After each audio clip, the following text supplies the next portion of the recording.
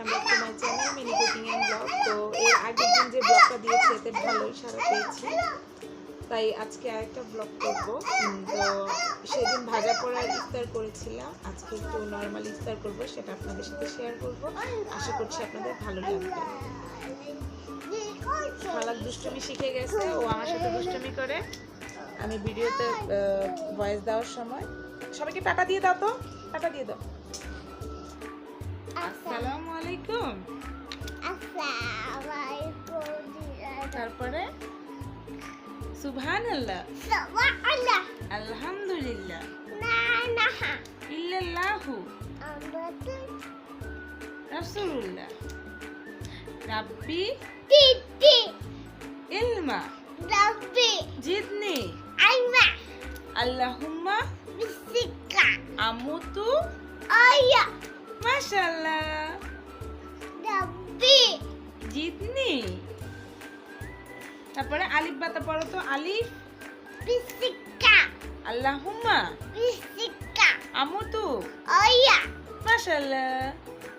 আলিফ বাতা পড়ো তো। বা সা হা দাল জাল। তুমি আর পারো না? আচ্ছা আমরা আবার শিখবো। হ্যাঁ তো গুড।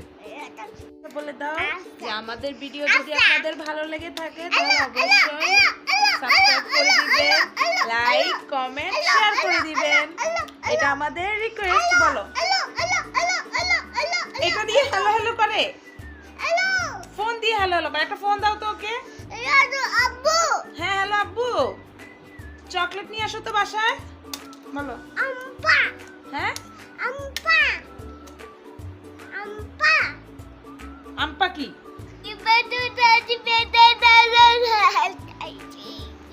তো চড়ুই পাখি মনে বড়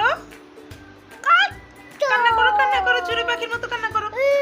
না থাক, চড়ুই পাখি কান্না করতে হবে না। ওরে বাবা, না না না থাক, আর কান্না করে না, চড়ুই পাখি ভালো হয়ে যাবে। এই তো ভালো হয়ে গেছে।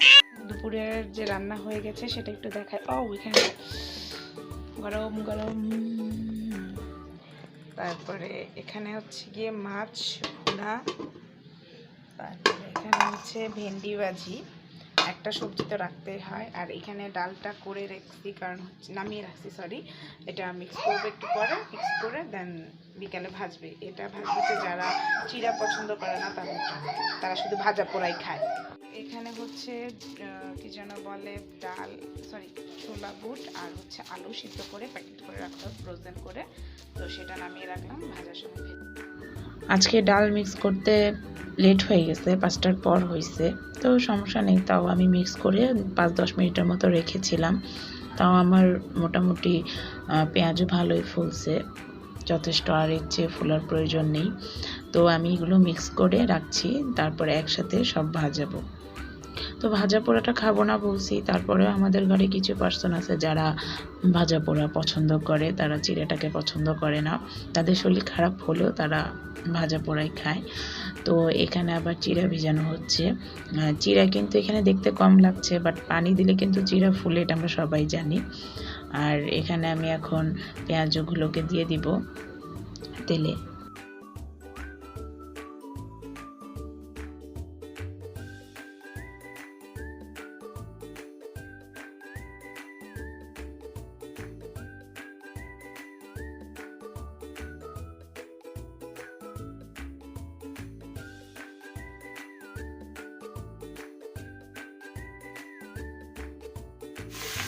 পেঁয়াজও ভাজার পরে এখন আমি বুটগুলো ভাজি করে ফেলছি, কারণ যেহেতু আজকে আর কোনো ভাজা পোড়া নাই, শুধু এই দুইটাই হবে।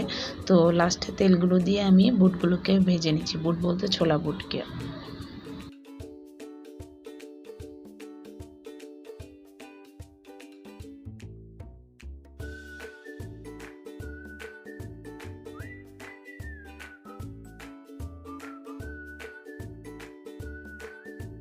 এই তো ছোলা বুট রান্না শেষ, এখন রান্না বলতে ভাজি করা শেষ। এখন আমি এগুলো প্লেটে নামিয়ে নিচ্ছি। তো এই দুইটা জিনিস করেছি ভাজা পোড়ার মধ্যে। যারা হচ্ছে গিয়ে চিড়াটাকে পছন্দ করে না, চিড়াটাকে পছন্দ করে না বলতে তারা ভাজা পোড়াটাকেই পছন্দ করে, যার কারণে এই দুইটা আইটেম শুধু রেখেছি। আর শরবত করে ফেলেছি, লেবুর শরবতটা ছাড়া কোনো শরবত সত্যি মজা লাগে না, শুধু লেবুরটাই ভালো লাগে সারাদিন রোজা রাখার পরে। তো এই হলো চিড়া, দেখতে পাচ্ছেন কত ফুলে কেমন হয়ে গেছে চিড়া। আসলে চিড়া জিনিসটা হচ্ছে কি, মানে কয়েক চামচ খাওয়ার পরে পেট মানে কেমন জানি ভরে যায়, দেখতে যতটা বেশি লাগে পেটে যাওয়ার পর মনে হয় যে একদম ভরে গেছে। আর আমরা চিড়ার সাথে নারিকেলটা না হলেই হয় না, নারিকেল, দুধ, চিনি এই তিনটা জিনিস লাগেই আমাদের চিড়ার সাথে, যারা আমরা চিড়া খাই তাদের। তো এই ইফতারগুলো আজকে আমাদের ছিল আইটেমের মধ্যে। ফলের মধ্যে টুকটাক ছিল, চেষ্টা করেছি ঠান্ডা খাবারটাই খাওয়ার জন্য, তাও বুটটা করেছি কয়েকজনের জন্য যারা পছন্দ করে না। আর তোকমা ইসুপগুল যেটা আমরা বলি, সেটা আসলে পেটের জন্য অনেক ভালো। সবাই খাওয়ার চেষ্টা করবেন ইফতারিতে এই জিনিসটা। এই তো আজকের আমার ইফতারের আইটেম এগুলোই ছিল। আজকের দিনটার যে রান্না বান্না সেটাও দেখালাম, আশা করছি আপনাদের ভালো লাগবে। আলহামদুলিল্লাহ, আল্লাহ অনেক ভালো নিচ্ছে।